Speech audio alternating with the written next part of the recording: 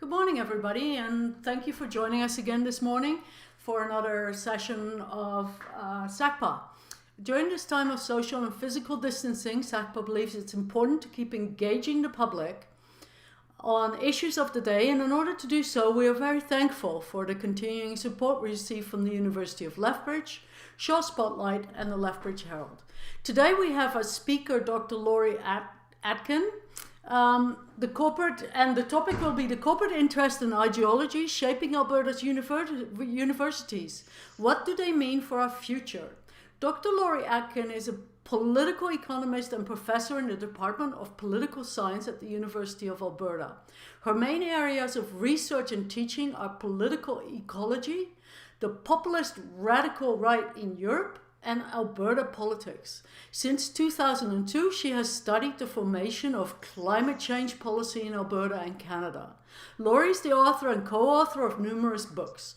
Her recent work has focused on the political ecology of knowledge production in Alberta's universities and on innovation policy and discourse as response to the global climate. Thank you very much today for joining us, Dr. Adkin, and we look forward to your presentation. Thank you, and thank you very much for inviting me to be part of the series.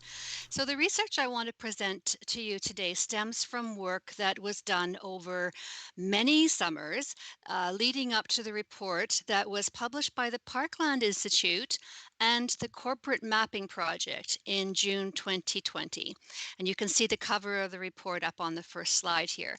I worked with 4 research assistants on this project over the years, and I particularly want to acknowledge the assistance of Laura Cabral, who helped with the quantitative data analysis. And Laura's work was supported by the Corporate Mapping Project, which is a SSHRC-funded community university partnership based at the University of Victoria. If you have had a chance to look at the report, you know that it is large and complex. It has many sections breaking down the data that we collected and analyzed. And rather than trying to cover all the ground today in a short half hour, I have decided to set out just the questions and some of the key findings. You can find the full report on the website of the Parkland Institute. And at the end of the presentation, there is a list of additional publications that are related to this research. Well, there's now a large body of literature that documents the processes that researchers refer to as the corporatization of universities. So this would be slide 2.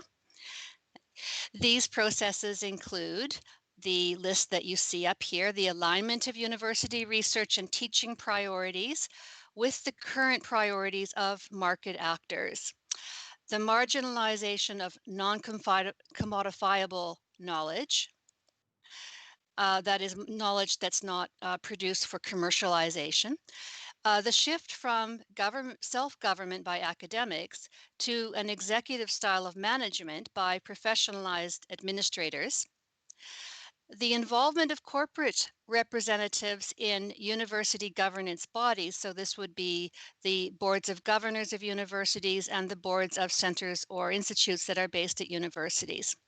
In addition, we have seen the privatization of knowledge through intellectual property agreements and funding agreements with private funders. These are typically confidential, and it's very difficult for researchers or the public to have access to these.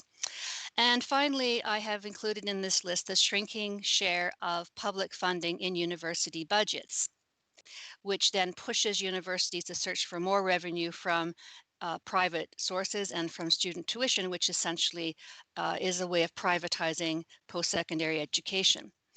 We are seeing all of these processes being implemented today in a radical fashion by the current United Conservative Party government of Alberta. And I have put a link to some work I have done on what's happening in Alberta on that slide as well, so you can check that later if you like. What I want to focus on in my talk today, though, is an aspect of the ways in which the societal roles of universities are being shaped that has received much less attention, and that is the way in which government innovation policy and ideology are also shaping universities, and why this matters, particularly from an ecological perspective. So it won't be news to you that universities are embedded in regional political economies like Alberta's or any other province in the country. And they're embedded in national and global political economies whose dominant actors and we could say the structure of the economy in general tend to exert pressures on universities to serve their ends. Publicly funded post-secondary institutions are to a substantial degree policy takers, right? They are subject to the ideological discourses and developmental priorities of governments. And governments, in turn, typically set goals related to university-based research and development in accordance with the interests of the economic actors who have the most structural power and political influence. So the innovation funding priorities of provincial and federal funding agencies, like the ones that I'm going to talk about today, are these priorities reflect the interest of these economic actors. And in that sense, we can say that their priorities are substantially market-driven. Now, they're not entirely market-driven. There are other factors which shape innovation policy and funding priorities as well, but I will go through some of the ways in which we see quite a strong relationship between the priorities of the private sector and the priorities of the funding agencies and the impacts of that on universities and what universities do. So when we consider the political economy in which Alberta's post-secondary education institutions are embedded, a political economy that since the mid-20th century has been highly dependent on the extraction and export of fossil fuels, it is not surprising that these institutions have been shaped to accommodate the interest of this economic sector. Now, I have worked at the University of Alberta since 1991, and like many others, I have heard statements from representatives of our university, like the ones you see on the next slide. Slide 3. We have some quotations. Great, thank you. And so these are the kinds of statements that we have seen routinely from university administrators and deans and members of the boards of governors over time. In recent years, the discourse of university administrators has shifted somewhat to mention not only hydrocarbons research, but also to speak about clean energy or energy innovation. So these are the new kind of buzzwords that we see a lot in the speech of university administrators when they talk about what kinds of research their institutions are doing, particularly in Alberta. Research on low carbon sources of energy is highlighted alongside the traditional strengths of our universities in fossil fuels related energy research.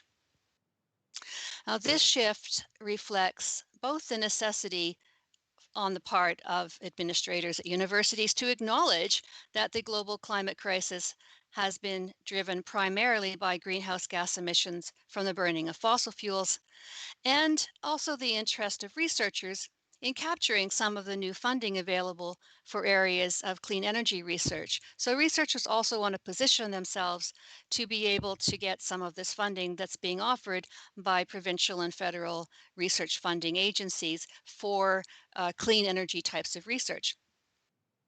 But what is the actual record of our leading research universities and our funding agencies over time in relation to the production of knowledge for an ecologically sustainable future, for the transition away from fossil fuels and toward a net zero carbon economy? What is considered clean energy research, and does it really advance a post-carbon transition, or does it serve to slow down this transition effectively by allowing politicians and corporations to claim that fossil fuel extraction is ecologically sustainable? So these are questions that motivated the research that we did over a number of years and that this report tried to answer. And you'll see these questions mentioned on slide 4. Thank you. So we aim to map what I call the political ecology of knowledge production that has resulted from government funding priorities over the past 15 to 20 years. And the report documents the kinds of R&D, research and development, being funded at Alberta's major research universities in the areas of energy, environment, and what we called sustainability research, and classifies these areas of research according to ecological criteria. Now, this allows us to see the bigger ecological picture of knowledge production and to consider the implications of this picture for Alberta's future path of development. Universities play an important role in helping to produce the knowledge, and the knowers, the students, the academics and researchers and policymakers of the future, and citizens who will be shaping this future path of development. So I think it's really important that we look at the kinds of knowledge that universities are producing in the context of the global climate crisis. So the next slide shows you the 3 broad categories on the left side, on the left column, by which we coded funded research projects or awards given out by these research agencies. And it shows you as well the subcategories that we further broke down the research projects into. So the big categories are the environment, energy, and sustainable development, which includes areas that don't necessarily fall under the first 2 categories in sustainable agriculture or sustainable forestry, or in areas of economic or social science research that might be related to sustainable development.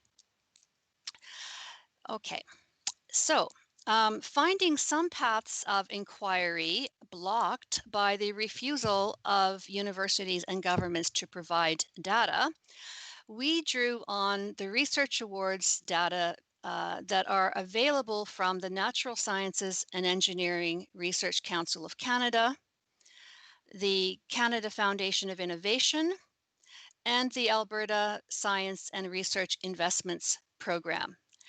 And you can see a list of these data sources on the next slide. So in addition to those agencies, we also drew on many other sources.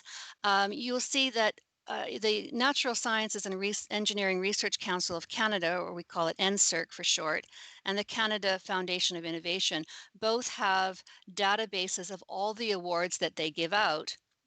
And so we're able to go in there and then select by year and institution and keywords for the types of research that's been funded and the amounts of the research. And we use these databases to compile our data, our own databases, and to do the analysis. The Alberta Science and Research Investments Program has been run out of the Ministry for Advanced Education for most of its history, and it funds research by academics in Alberta. We used their annual reports, which were quite comprehensive, to create a database of all the projects that they have funded. So going on to the next slide, you see the number of projects or awards that we coded for each of the agencies, and you can start to see why this was such a big project. In the case of NSERC, we had 4,567 awards that we had to then code according to the types of research that they involved. And for the Canada Foundation of Innovation, there were 833. I won't talk about the CCMC reports today. That's another topic in itself. But the Alberta Science and Research Investments Program gave us 159 funded projects over this period of time. Now, in the category of fossil fuels related research, so you might want to flick back to slide 5 here, we included the table with the categories. Thank you. We included technologies that aim to reduce the energy intensity or carbon footprint of fossil fuels extraction, refining, transportation, or combustion. Examples of these types of technology are carbon capture and storage, intended to capture emissions from coal-fired power plants or oil refineries, and the substitution of solvents for the water that's used in the extraction of bitumen by steam-assisted gravity drainage, or what Albertans know as SAGD. We also included research on the remediation of contaminated soil, treatments of tailing ponds, or land reclamation in the oil sands. These remediation technologies are necessary and important. We have the problems now and we have to find solutions to them, but they exist to mitigate the effects of a carbon extractive model of development that needs ultimately to be replaced. In this sense, we did not consider these types of remediation technologies or carbon capture and storage to be sustainable energy system technologies, right? So I'm just speaking to why we've included certain kinds of remediation technologies in the category of energy rather than environment for the purpose of the coding that we did, and why we didn't consider them to be renewable energy technologies, for example, right? They're kind of a category of their own.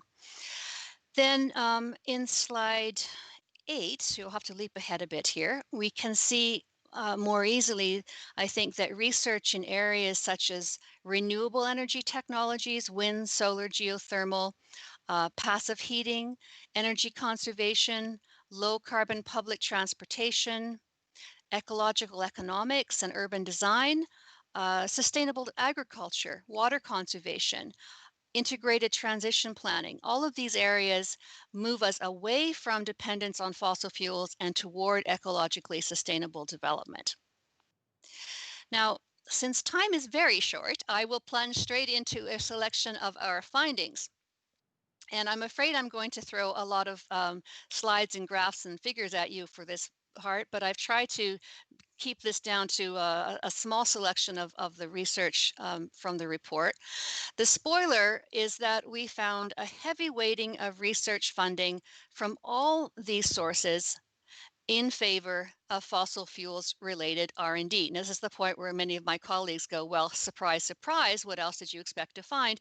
And I will just say that we knew anecdotally that this was the case. Anyone who's worked at a university in Alberta, at the University of Calgary or Alberta over time has certainly noticed many announcements of these kinds of sources of funding, research chairs,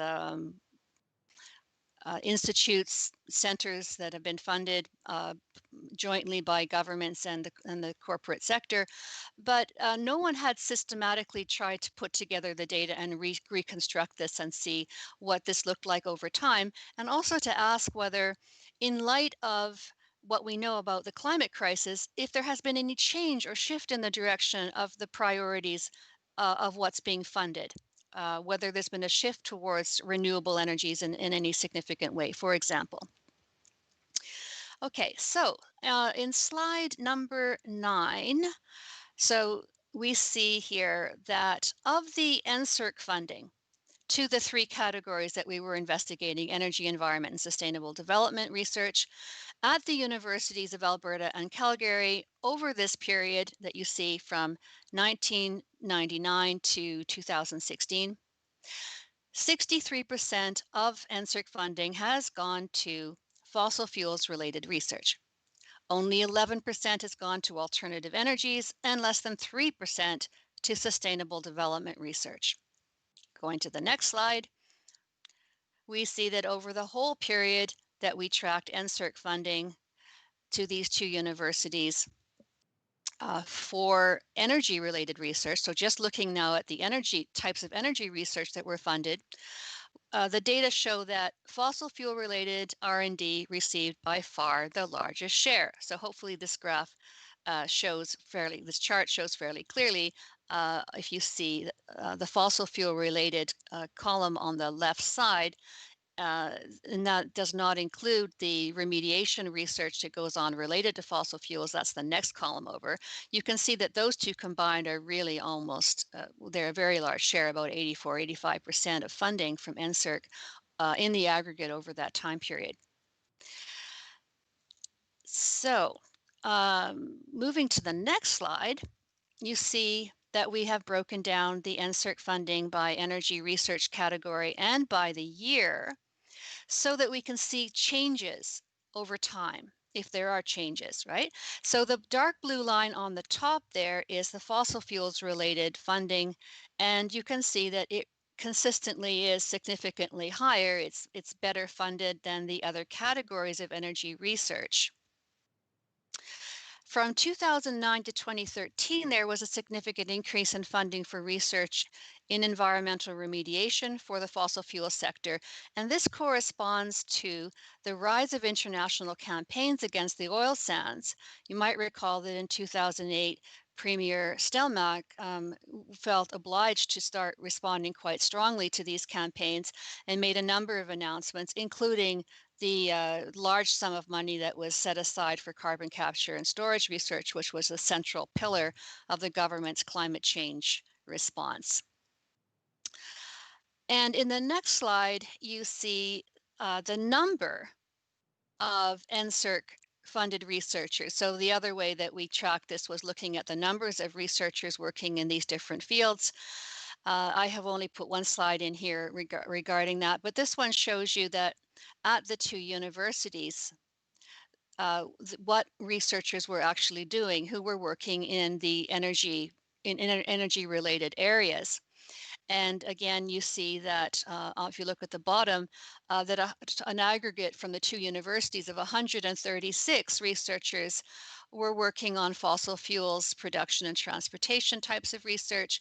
And then if you go up, you can see, for example, energy and efficiency and conservation type of research had only 4 researchers over this whole period of time. So again, you see that in terms of what's funded and the number of people doing the research, that the priorities have been strongly skewed in the direction of fossil fuels related research. So the next slide, I'll stop torturing you all in a minute with all the slides, but in slide 13, you see the Canada Foundation for Innovation research findings, and these 3 areas, again, environment, energy, sustainability, at the universities. In this case, we included Lethbridge, Alberta, Calgary, and Lethbridge. Since 1998, the largest recipient, again, was fossil fuels related research, but followed by environmental research coming not far behind. So the CFI has tended to divide its funding more evenly between energy and environmental research, but within the area of energy research, again, we see that fossil fuels related research has been privileged. Looking at slide 14, we see that of these 833 projects that were funded at these 3 universities from 1997 to 2017, only 8 fell into the sustainable development category. And this accounted for 2.7% of CFI spending. So innovation funding has been quite skewed here in a number of ways. And an interesting study that I found also showed that, of course, this means that the funding is predominantly rewarding research conducted by men who predominate in these fields, right? So that was quite an interesting finding, which we see all the way through, actually, because of the fact that most of this research is carried out in faculties of engineering and to some extent in sciences, or at the University of Alberta in the agricultural, life and environmental sciences faculty. Okay, so moving to the next slide, here we started to look at research chairs, right? And we looked at the distribution of Canada research chairs and industrial research chairs, which are funded by NSERC.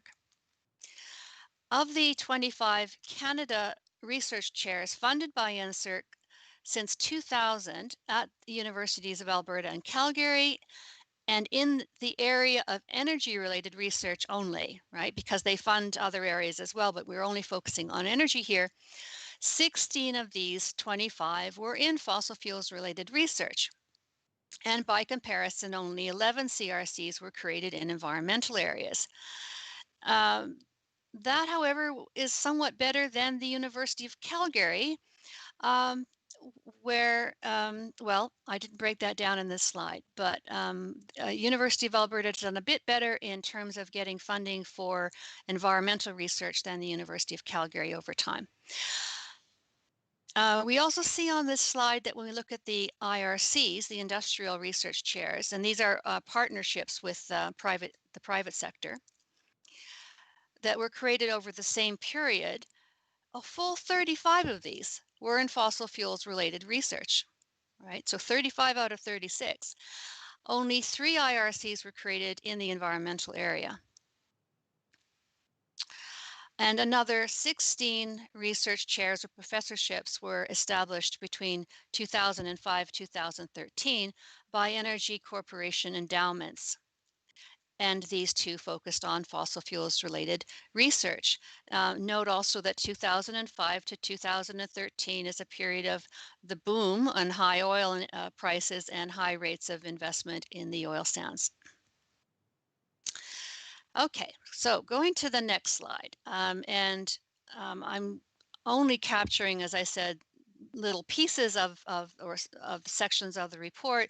We looked at many areas. Another one we looked at was the numbers and types of research centers and institutes that have been created at these universities over, in fact, we went back to 1990 looking at this, so now about 25 years.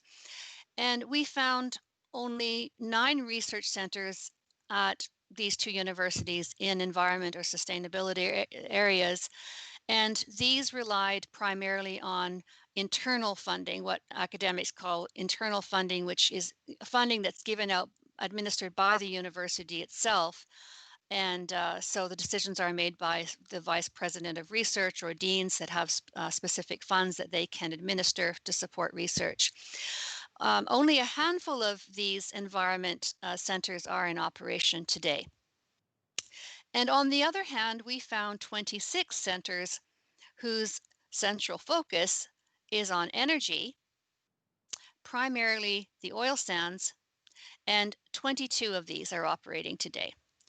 Another significant finding, which again is not a huge surprise to people who know, the picture of universities in the province, is that at neither of these universities, the leading research universities in the province, is there a center or an institute for sustainable development? And this actually kind of sets Alberta apart from other provinces where there is at least one university that has a center or institute focusing on climate crisis or some aspect of sustainable development. So then if we go to the next slide, now we're turning to the provincial level and provincial funding agencies, and I will focus here on the Alberta Science and Research Investments Program, which we call ASRIP for short. Here we see, again, in the aggregate for this whole period for which we coded awards, the single largest recipient of energy-related funding was fossil fuel extraction, and energy-related research received about twice as much funding as environmental science research. We also found, again, tracing this over time and by looking at what's funded by year, we found that energy-related funding tripled over this 15-year period, while funding for environmental science fell significantly after 2009. Next slide. And this was of particular interest to me. I kept looking for research on sustainable agriculture, thinking that surely someone is thinking about sustainable agriculture as an important part of the future of Alberta in a carbon-constrained world. What are we going to build an economy on? Well, funding for sustainable agricultural research from these innovation agencies is almost non-existent, at least for Alberta. Perhaps other provinces are making this a higher priority. But here we found that ASRIP funding for agricultural research was significant at one time, but it has shrunk drastically since 1997-98. You can see this in the next slide, which gives you two pie charts. And the first one, you see what ASRIP was funding in the period from 1997 to 1999, 2000. And you can see that agriculture is actually getting 61%, this is the gray area, 61% of ASRIP funding. But then when we looked at the snapshot of what ASRIP was funding in 2010, 2011 to 2014, 2015, over this period on average, agriculture has actually shrunk to 1% of the amount of funding going to academic research. And what has increased is the blue area, which is energy, and to some extent, the orange, which is environment. So environmental science has been getting somewhat more funding compared to the early period, but actually this is less than it was getting in the interim. And as I said before, energy research is tripled, and agriculture has just shrunk to a very tiny percent. We're very near the end of the slides. Thank you.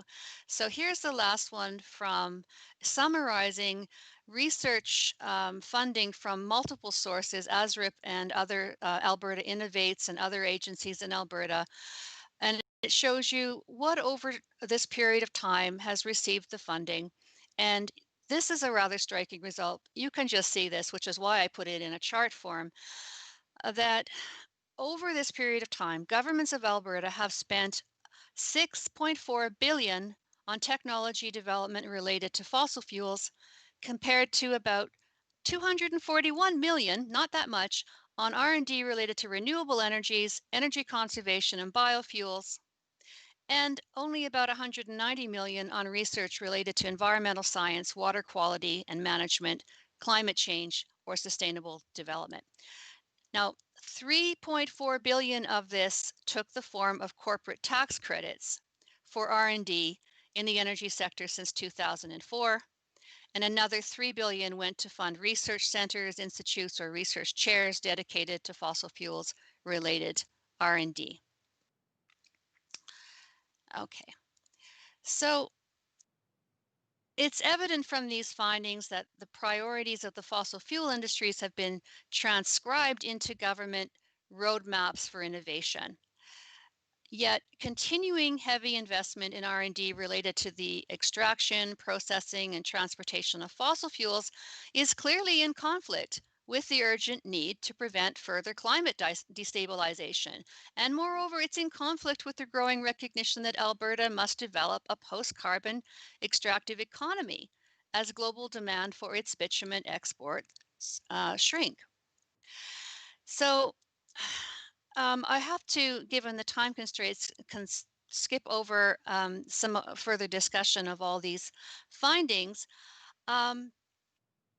But I wanted to come back in the last few minutes to questions of what this all means for the future of Alberta, and also for the social functions, the mandate of our universities to serve the public interest. What are the consequences of this type of innovation model for the universities and for Alberta?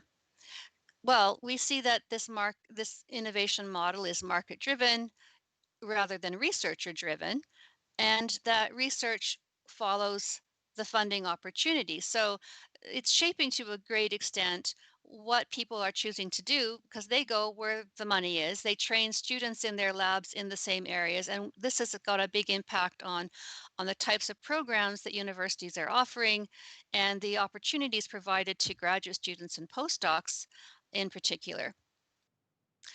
The model privileges technocratic approaches to complex problems over interdisciplinary approaches.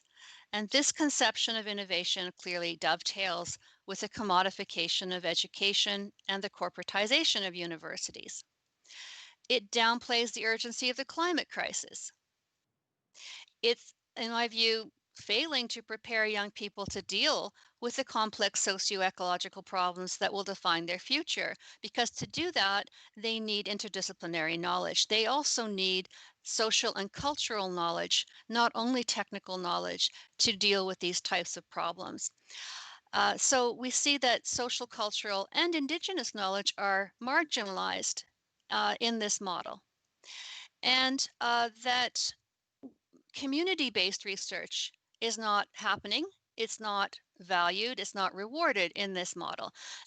We could have a focus on academics working with their surrounding communities, whether it's the city level or the regional level, to come up with alternatives to fossil fuel development and ways of adapting to the climate crisis and so on. But that is not what's driving this model of research. So I'm going to stop there. I think I've probably used up my 30 minutes, and I'm sure there will be many questions about all this. Thank you so much for your presentation. Really wonderful. We've got several questions already in the queue, and so I'll start right away with Tad Mitsui. If universities become servants of industries, where will the truly forward-looking research, where should that happen? Where should the truly forward-looking research happen? Well, I didn't want to paint a completely oppressive picture. There is resistance, and there are many sectors of universities. They are not all doing the same things.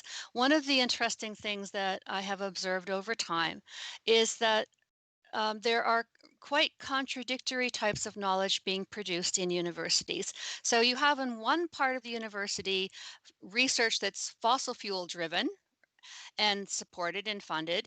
And in another part of the research, you have people, in another part of the university, you have people who are working on social movements, on alternative, ecological economics, um, public consultations and ways of involving citizens in deliberations around climate change.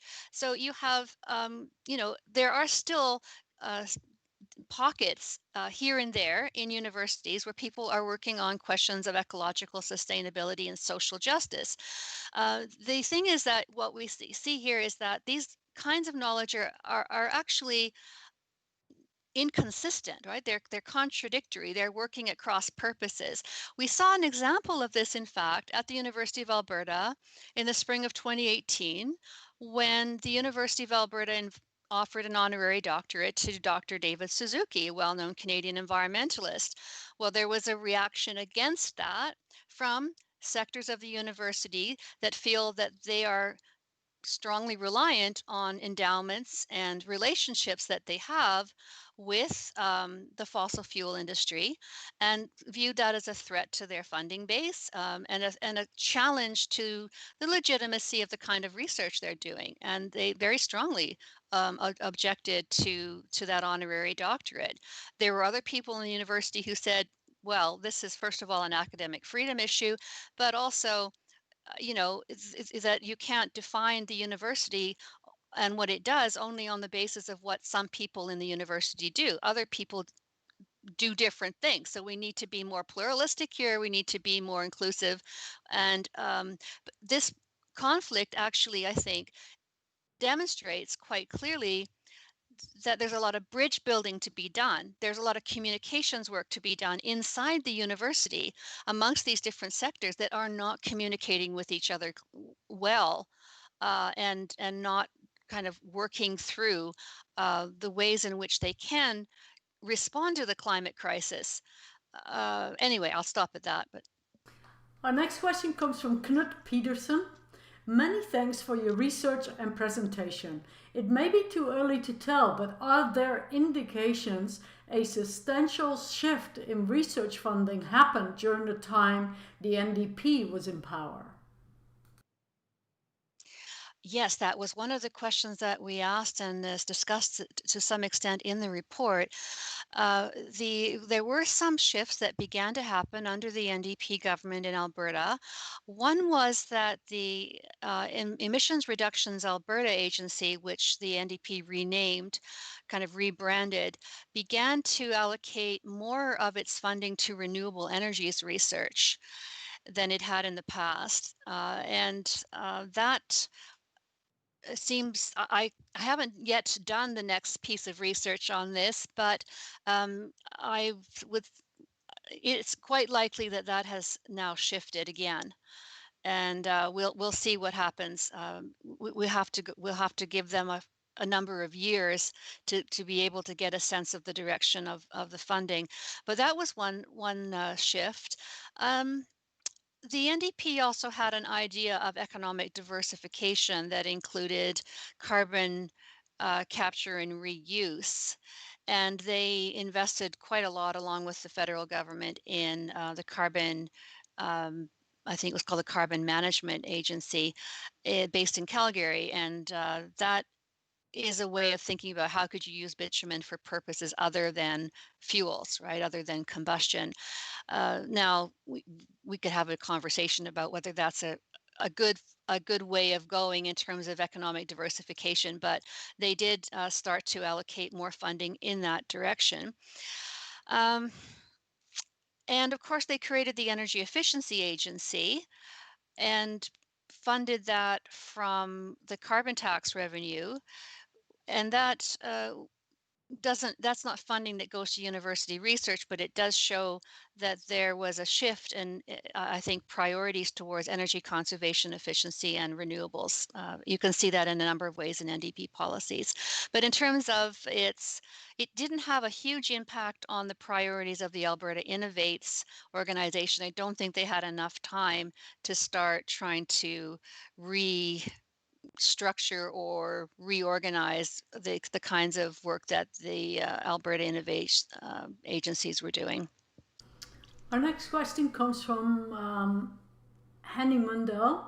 In looking at sustainable agricultural funding, did you include the various projects and possible funding agencies involved with funding Agriculture Canada research centers in Alberta? Agricultural research centers, no, because we were looking at funding going to universities, and if those, so what we were using were the databases from NSERC, CFI, and the ASRIP reports, because those were the only sources that gave us systematic data going back 20 years, and none of that went into agricultural centers. Our next question comes from Mary Shillington. It would seem universities need to offer far more public funds for research, right? Universities need to have more funding for research. I'm not quite sure what the questioner is pointing to. I personally support community based research, or university community research partnerships. In that sense, I think universities could be collaborating much more with citizens groups, community leagues, organizations that are community based, unions, and so on, and combining their resources to tackle important questions. And the innovation agencies are not really oriented towards funding that type of research. SSHRC was to some extent, but SSHRC gets far less funding than the other agencies. Our next question comes from Mark Goodall. This is also a huge problem in government research institutions. There's virtually no internal funding. Researchers must go for matching funds from industry. And then Mark Goodall goes on to say, how are research chairs chosen? Does not the university request the subject area they seek support for to fill new faculty? Those are very good questions. So I have been making the point here that governments tend to consult mainly with corporations that they view as being important in the economy overall when they make decisions about envelopes of funding that will be dispersed by funding agencies. So they target these to different sectors and they say, well, the concrete industry needs this, or the nanotechnology sector needs that, or forestry, or whatever, and these political economies change across the country. In Alberta, fossil fuels, what are these companies telling us that they need in terms of research? So that is one factor, and it's important. And even in some cases, there are business representatives on the boards of these funding agencies. However, university administrators also have a role to play. They are also consulted in terms of what the funding priorities should be. And yes, they are involved in selecting what types of research chairs they will pursue and they will compete for. And the kinds of research grant applications that they will support. So administrators have a role here as well in pushing back and trying to play a stronger role in determining the research priorities of their universities. Now, yes, universities are very much driven by sources of external funding, and they come significantly from the agencies that we looked at. And they are also, the sources of funding in certain sectors of the university also come directly from corporations, right? So they come in the form of research grants or endowments. And so that establishes certain bonds, certain relationships between those sectors of the university and the private sector, and those sources of funding are very significant. Unfortunately, until now, universities have refused to make public this type of external funding coming from corporate or private sector donors. There is an interesting case going on in Saskatchewan by one of my colleagues there who attempted to get information about private sources of funding for research at her university, and the university refused to provide it, so she went through this process of FOIPing it and then having the FOIP application rejected and then appealing it to the ombudsperson, and then anyway, it's in court. And it will be very interesting for the rest of us to see what happens with this court decision, because many of us would like to get this kind of data from our universities to see what kind of how significant this funding is and what it's funding, in fact. But my argument also in the report is that administrators have a choice to some extent.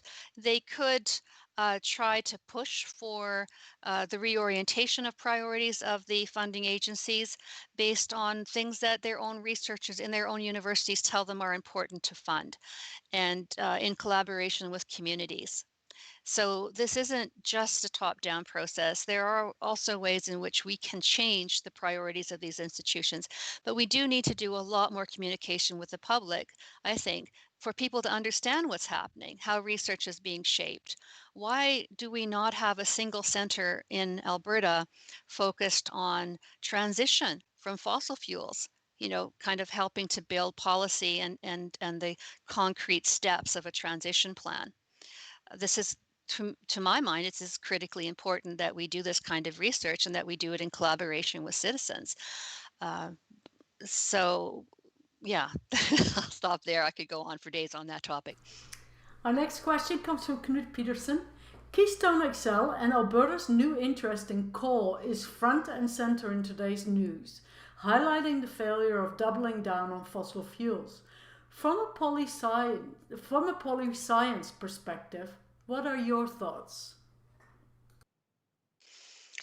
I have been one of those persons pretty visible in media on this very question now for some time.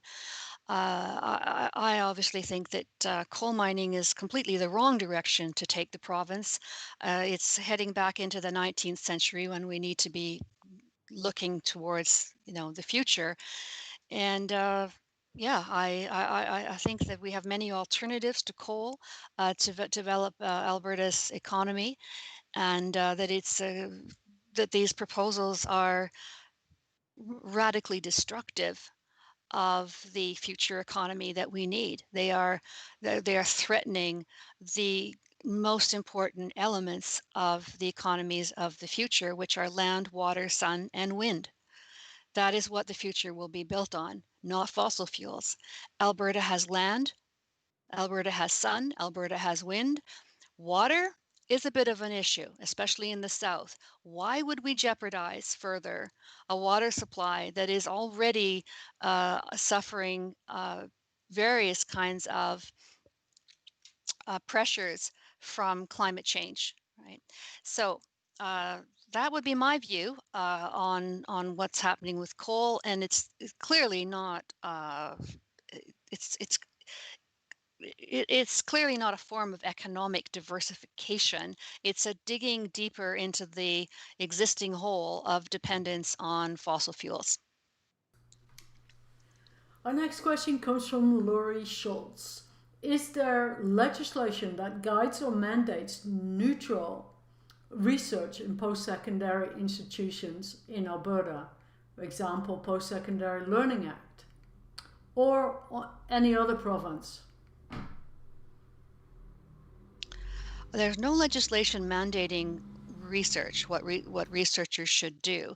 What we have seen is that the federal governments who give broad direction to agencies like NSERC, NRC, or the agencies that provide tax credits to corporations, that what they do is set out these kind of broad policy directions.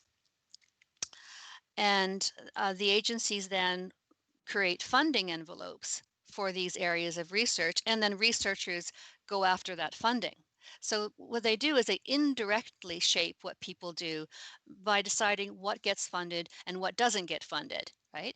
And we also have disproportionately, to start with, the fact that the engineering and natural sciences receive far more funding than the social sciences, humanities, and fine arts receive, right? So the SSHRC agency, the Social Sciences Humanities Research Agency of Canada, gets a smaller budget from the federal government than the NSERC does, or the CFI. So that to start with already privileges certain sectors and certain types of research over others. There isn't a direct, there isn't a way that the government say that project won't be funded because we don't like it. They're supposed to be at a distance from decisions about which applications are actually funded. There's supposed to be committees of peers who sit in specialized areas and decide on the basis of scientific criteria or academic criteria what projects deserve funding, right? That said, more and more of agency funding has been allocated to areas that require collaboration with the private sector. So as a previous questioner suggested, there are envelopes that you can't get money from unless you have an industry partner, right?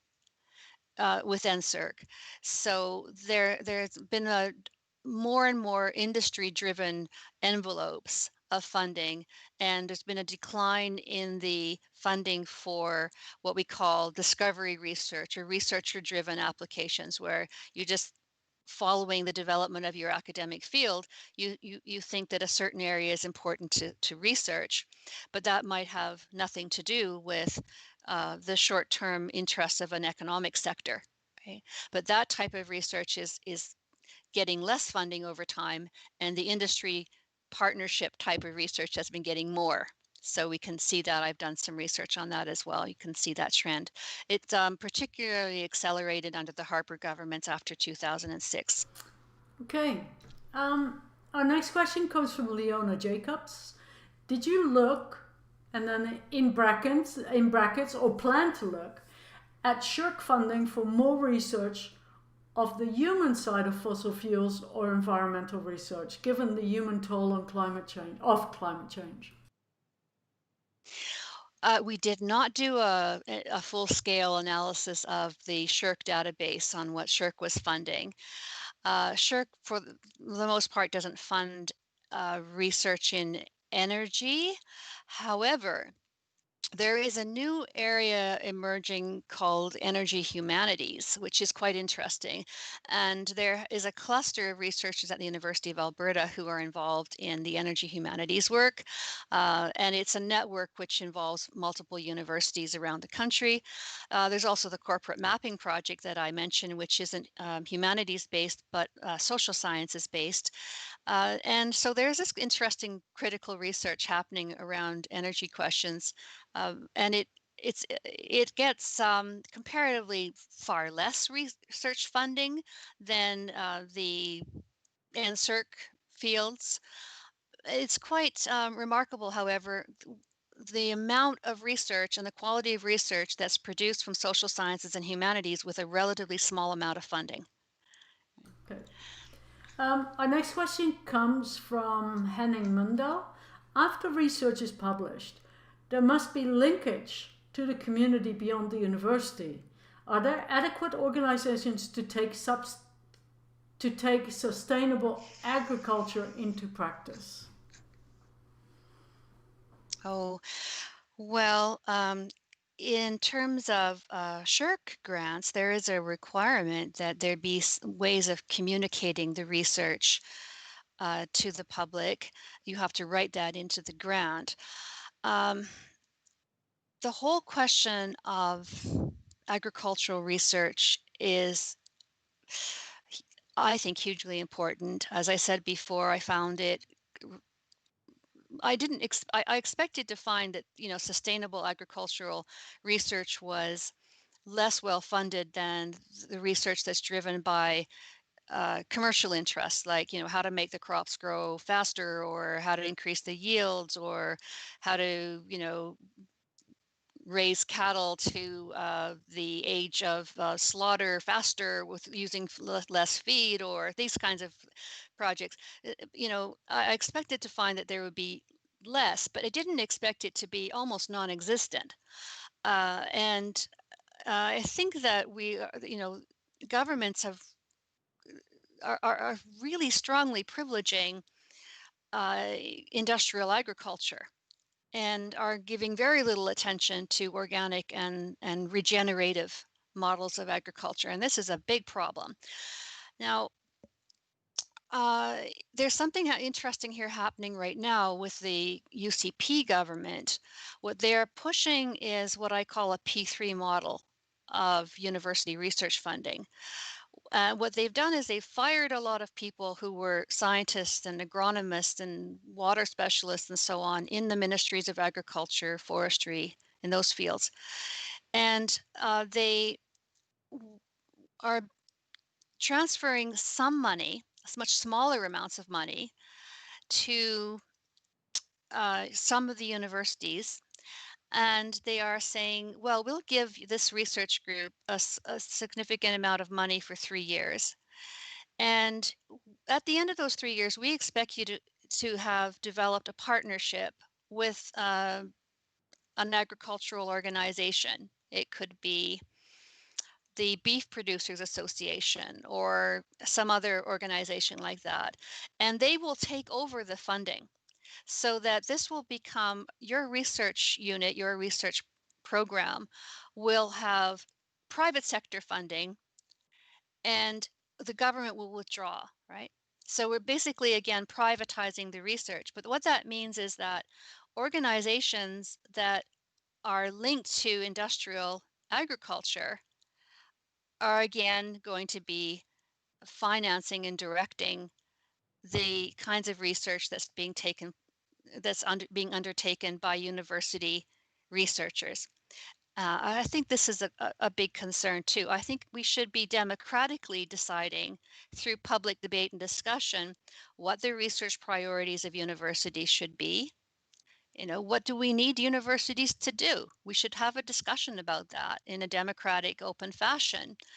Not that we want to tell every researcher what they have to do, but that we want research to be performed in the public interest. And we want to have a clear boundary between what is in the public interest and what is in the private interest.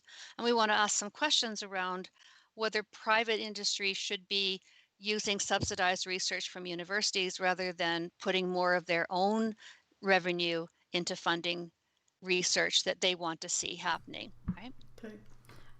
We have 5 more questions. There was just 2 questions that just came in right at the end. I don't know what your time constraint is like. Are you okay to continue?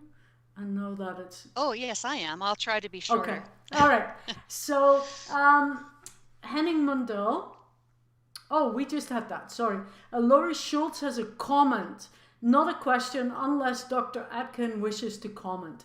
Interesting comment heard recently that the research of U of L and U of C contributes to fossil fuel industry isn't acknowledged publicly in the context of current government is getting PS funding.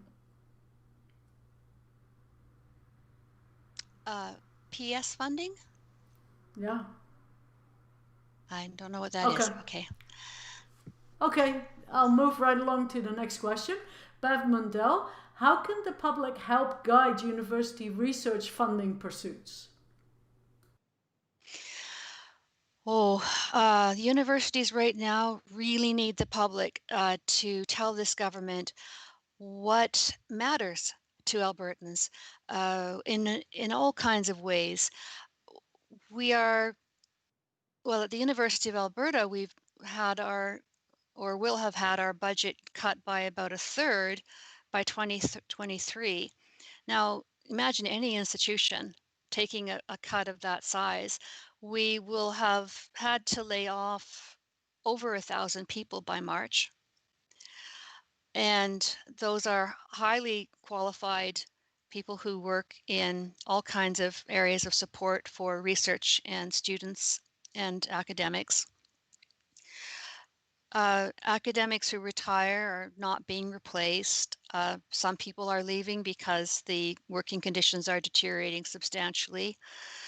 And the government is expecting universities to make up this lost revenue through entrepreneurial activities, which universities were never really intended to perform. They're not corporations, they're not businesses, they are public goods, right? They are public services, they provide education and research.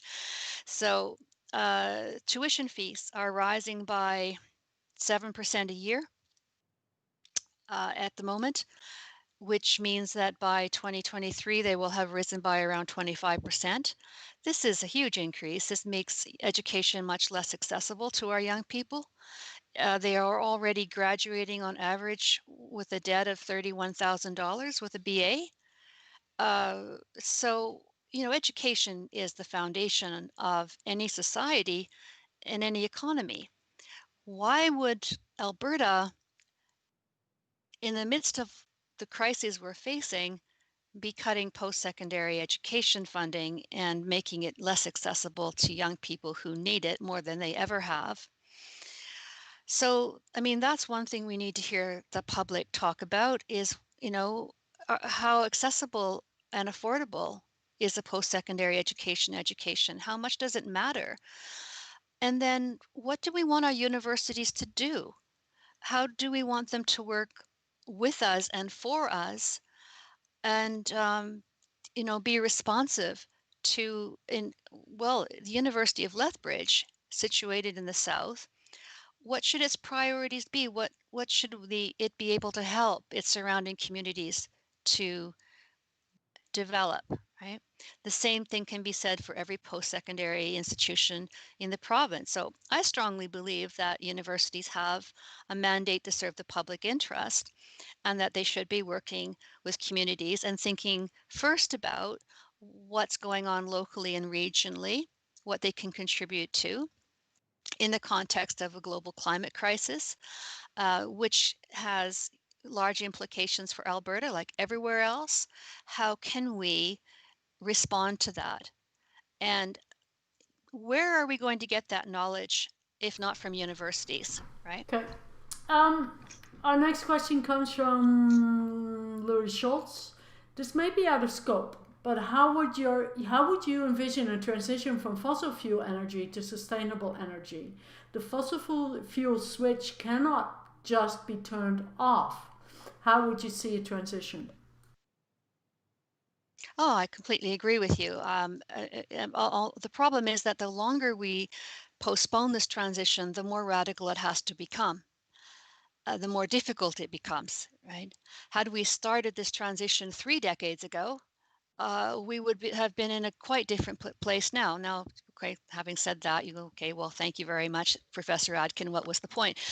Um, we, yes, we can make a transition away from fossil fuels. We can't do it relying solely on the market or on market-driven, market-based environmental policies. We have to look at the necessity of planning and the role of governments in supporting that planning.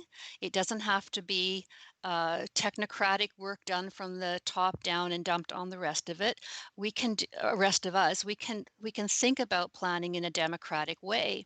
We can think about citizens' deliberations around what do we value, what kind of society do we want to live in, what kind of world do we want our children to have?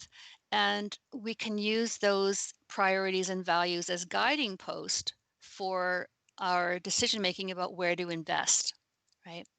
We need to stop investing so much in the fossil fuel sector. It's very interesting to me that although this sector is constantly touted as being kind of the engine of the economy, it actually requires a huge amount of government subsidization in various forms to continue to be profitable. And that should tell us something.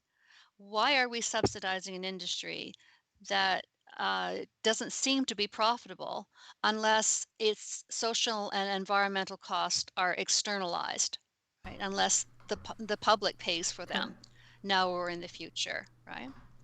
So there are alternatives for Alberta. I would say um, sustainable agriculture, value-added food production, low carbon transportation networks, so we can get what we produce here agriculturally to regional markets. The building up of infrastructure for water conservation, which is going to be very important for southern Alberta, renewable energy infrastructure, uh, urban public transportation, urban design, retrofitting, um, human services. These are all going to be very important in the future economy. Thank you. Our next question comes from Mark Goodall. Could you comment on the situation in research funding in the Western world versus what is happening in China? Will we be left in the dust in the next decade?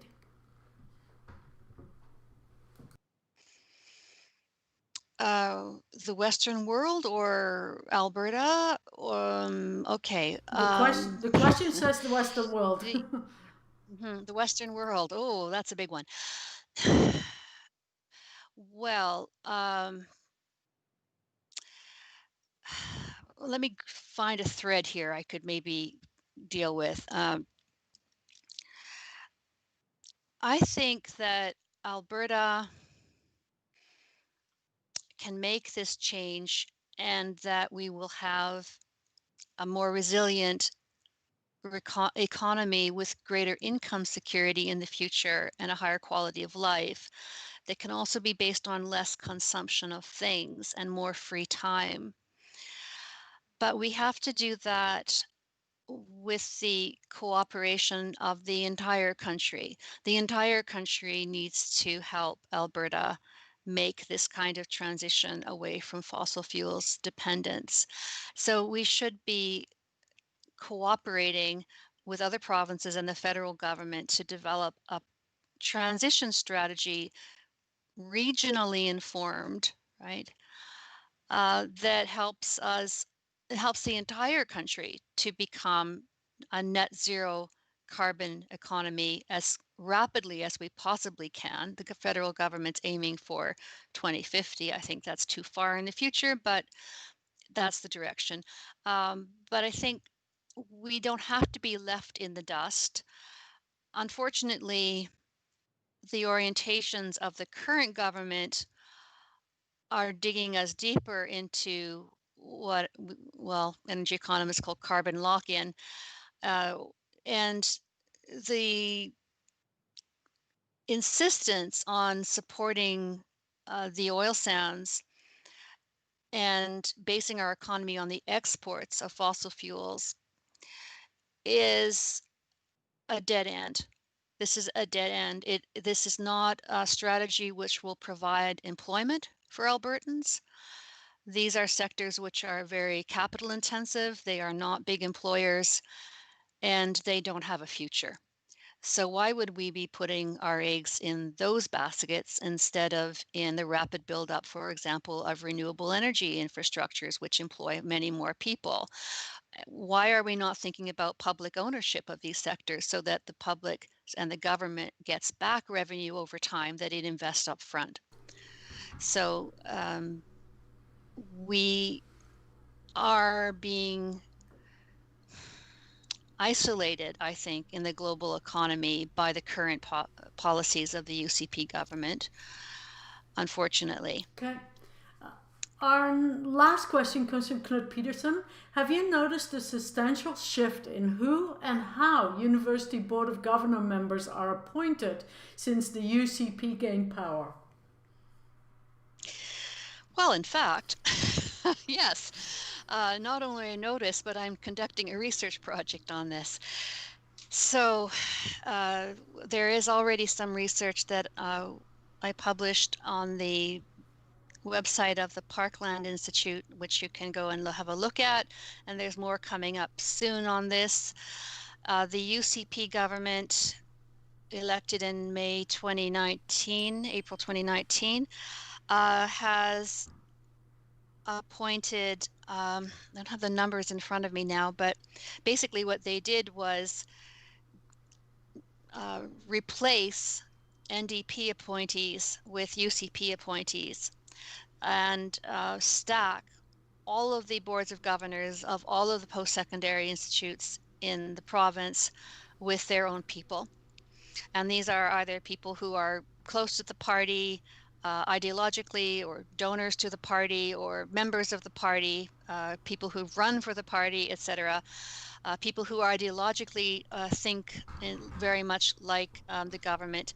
And this is a really significant issue, because what this amounts to is the imposition of direct control by the government over the universities. They now have majorities on these boards.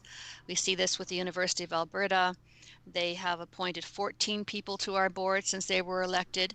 They constitute a majority of the representatives on the board. They can do this because of the nature of the Post-Secondary Learning Act, which should have been reformed and needs to be reformed. And this is one of the things they have done. Yes, so they have stacked not only the boards of the universities, but all of the public agencies in the province have been reconstituted by the UCP. And I think this is a huge democratic issue. There should be more diversity, there should be more pluralism, and the stakeholders in these agencies should have a voice in who represents them. Excellent. That was it for our questions. Lots of thank yous from everybody in the thread. Certainly on behalf of SACPA, we thank you very much for your time and your presentation. Before we end the live stream, do you have a take-home message for our viewers? Well, I would just say again, and thank you for that question that came up earlier, is it's extremely important for citizens to tell governments what they think universities should be doing, what kind of public role they should be playing. If they want the universities to communicate better with them, they should be telling university administrators and governments that. You know, that is a part of the counter pressure against this innovation model that will create more space within universities to do the kind of research that many of us want to do, which involves collaboration and well, what they call outreach. I just call like communication, cooperation, collaboration with the public, making our research relevant to people and giving them a stronger view inside what happens inside a university and why it matters to the public and to all Albertans, and why what we do in universities is so critical to the future of our young people, which is something that, you know, concerns me a great deal. Thank you very much, and thank you everybody for timing in. Our speaker next week, Thursday, is Gary Marr, and he'll be speaking on setting a broad table of energy and environment, how there has to be a merger of the two in order to be successful, which seems like a good follow-up in a way. With that, we'll end the live stream today, and thank you everybody for coming in, and thank you again, Laurie, for joining us.